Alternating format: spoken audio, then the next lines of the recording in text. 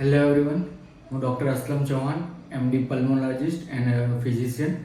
આજે આપણે વાત કરીશું કે દમ અને અસ્થમાના અને ફેફસાને લગતા જે દર્દીઓ છે એ દર્દીઓ પોતાની શ્વાસ લેવાની કાર્યક્ષમતા અને ફેફસાની કાર્યક્ષમતામાં કઈ રીતે વધારો કરી શકે.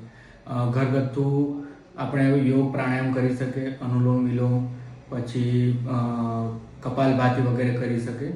તદુપરાંત એક ડિવાઇસ આવે છે જેને સ્પાયરોમેટ્રી કહીએ છીએ, એનો પણ ઉપયોગ કરીને પોતાની ફેફસાની કાર્યક્ષમતામાં વધારો કરી શકે છે.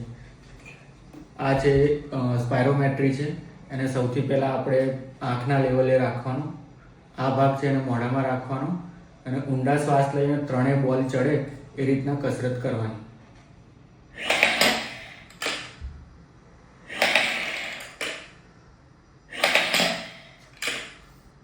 પછી બીજી વખત આ રીતે ઉલટું કરવાનું, ઉલટું કરીને આ ભાગ મોઢામાં રાખવાનો, મોઢામાં રાખી અંદરની તરફ શ્વાસ નાખવાનો.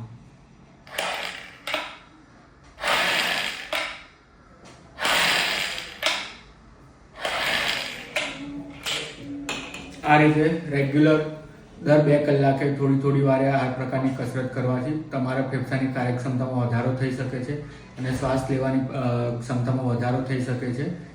Thank you.